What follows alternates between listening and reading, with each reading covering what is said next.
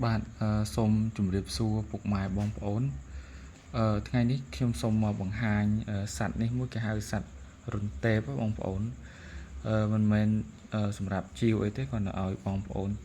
ដឹងគាត់ជាការចែករំលែកនៅចំណេះដឹងអញ្ចឹងសัตว์រន្ទេបនេះរាងវាពណ៌ខ្មៅបងប្អូនហើយមានកតុយវែងអញ្ចឹងតែមានឆែកមានអីបាទសัตว์កតេបនេះមិនងាយបានជួបទេបងប្អូន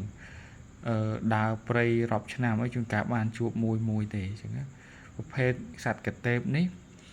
គេយកអន្ទែបដែលវាតៃសាអញ្ចឹងណាបាទអន្ទែបតៃសាបានបកកែឲ្យចាស់បរមបុរាណយើងគេជឿថា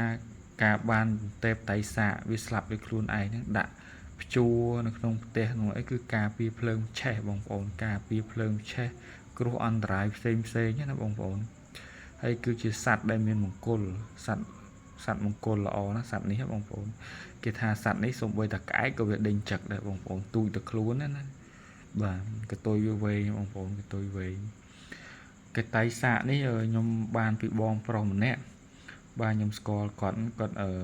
ចែកជូនមកសម្រាប់ជាប់និស័យទេគាត់អត់មានយកលុយកាក់អីខ្ញុំទេអញ្ចឹងណាដោយសារពីមុនមកខ្ញុំធ្លាប់ជីវក្លឹម7អីពីគាត់រើសបានទេគាត់ឲ្យខ្ញុំបាទបងប្អូនមានអីរក្សាទុកល្អណាស់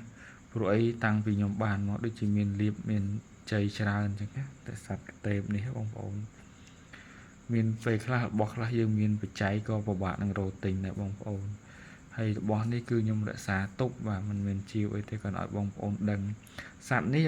ភាសាខ្មែរយើងហៅថាសត្វរន្ទេបបងប្អូនអាចចូលឆែកក្នុងវចនានុក្រមជួនណាតទៅឃើញគឺគេជឿថាសត្វនេះគឺជាសត្វមង្គល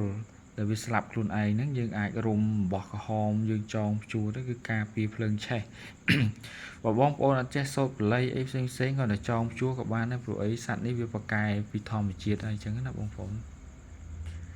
បាទសត្វនេះខ្ញុំរុំឲ្យទូចអត់កើតទេបងប្អូនដោយសារវាធំសត្វហ្នឹងមកវាធំនេះអស់ហើយស្ងួតអស់ហើយនៅសល់តែរោមហើយនឹងឆ្អឹងហើយខ្ញុំរុំនៅតែប៉ុណ្ណេះនៅធំណាបកតេបខ្លះទូចទេអានេះប្រហែលជាមេបងប្អូនបាទអរគុណច្រើន